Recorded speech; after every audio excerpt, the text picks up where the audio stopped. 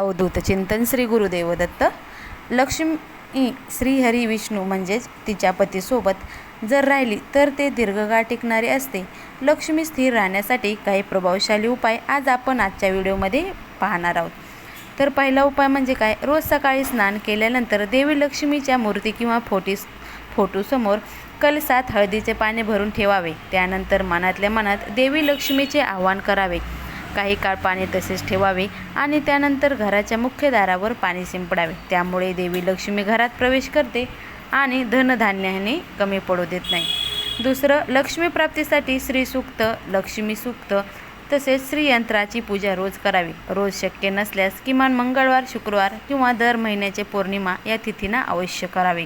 तिसरं, रात्री दहीभात शक्यतो खाऊ नये. लक्ष्मीची अवकृपा त्या व्यक्तीवर होते. चौथं म्हणजे काय, व्यवसायाची वृद्धीसाठी शुक्रवारी 3 नाणी नारळासोबत लाल रंगाच्या वस्त्रात बांधून घराच्या किंवा व्यवसायाच्या ठिकाणी बांधून ठेवावे. त्यावर हळदीने स्वास्तिक काढावे. त्यामुळे निश्चित लक्ष्मी स्थिर राहते आणि आपल्या व्यापारात आणि व्यवसायात विक्रमी वाढ होतो. 5वं, एक लांब मोरपीस आणून दक्षिणेकडील भिंतीला लावावे.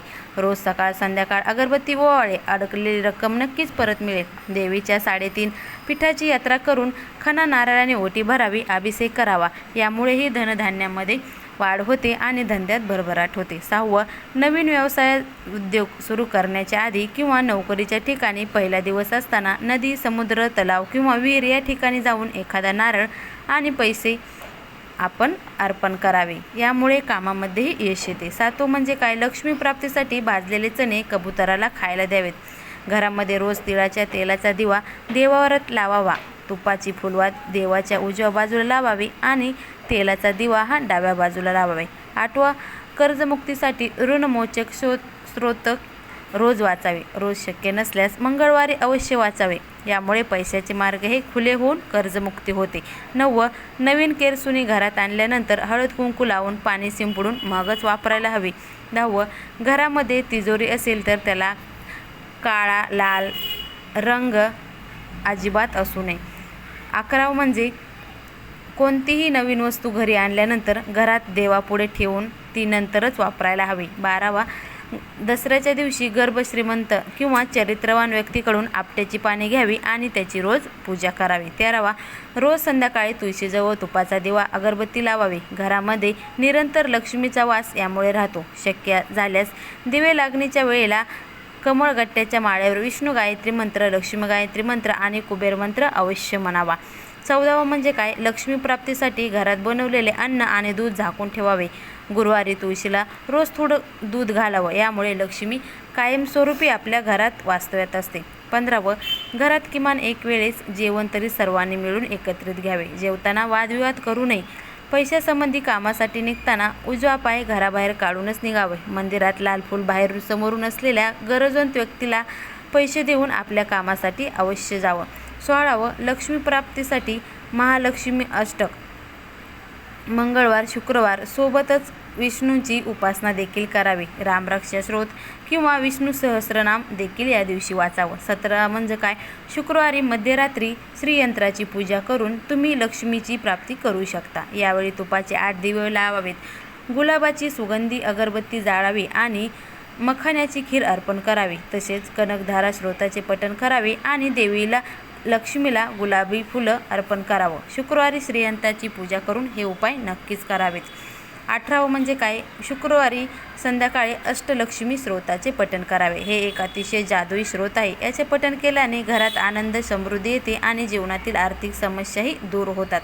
या स्रोतामुळे संकट दूर होऊन धनप्राप्ती होण्यास मदत होते. रोज अष्टलक्ष्मी स्रोताचे पठण केल्याने देवी लक्ष्मीची अपार कृपा प्राप्त होते.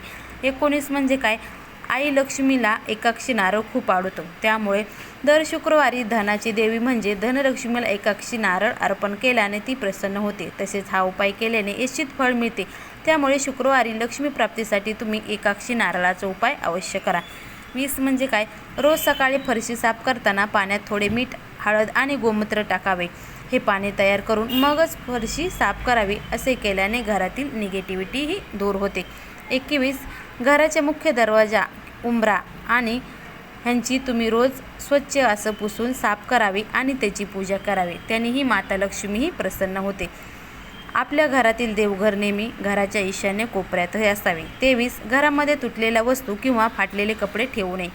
हे कपडे जाळून टाकावे. असे केल्याने घरातील निगेटिव्हिटी दूर होते. 24.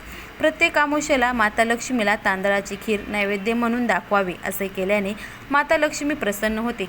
त्याचप्रमाणे प्रत्येक अमावास्येला दूध किंवा दुधापासून बनवलेला कोणताही पदार्थ हा दान करावा. कारण असे म्हणतात की दुधापासून बनवलेले खीर दान केल्याने आपले पितर म्हणजेच आपले पूर्वज हे तृप्त होतात आणि आपल्याला ते आशीर्वाद देतात. त्यामुळे लक्ष्मी प्राप्तीसाठी हे अडथळे आहेत त्याचे मार्ग तुमच्याला नक्कीच दूर होतात. महादेवाच्या पिंडीवर उसाच्या रसाने अभिषेक केल्याने या घरात लक्ष्मी स्थिर राहते असंही म्हणतात. 26 म्हणजे काय? आपल्या हाताची आणि पायाची नखे नेहमी मंगळवारीच काढावीत. 27. आपल्या घरातील देवघरामध्ये श्रीयंत्राची स्थापना करावी आणि त्यांची नियमित पूजा देखील करायला हवी. श्रीयंत्रामध्ये अष्टलक्ष्मीचा आशीर्वाद असतो असे म्हणतात. श्रीयंत्र माता लक्ष्मी आणि भगवान विष्णूचे आसन आहे आणि माता लक्ष्मी व भगवान विष्णू आपले आसन सोडून कधीही कुठे जात नाही. त्यामुळे आपल्या घरात श्रीयंत्राची स्थापनाही नक्कीच करा. आपल्या देवघर आणि पूजेत माता लक्ष्मीचा आसनस्थान असलेला फोटो अवश्य ठेवा. आपल्या घरातील स्त्री लक्ष्मीचा रूप आहे. त्यामुळे घरच्या स्त्रीचा आई, बहीण, बायको, मुलगी कोणी असो त्यांचा आदर करायला शिकवा आणि त्यांना नेहमी आनंदित ठेवा. त्यामुळे आपल्या घरी माता लक्ष्मीचा वास नक्कीच राहील. श्री स्वामी समर्थ.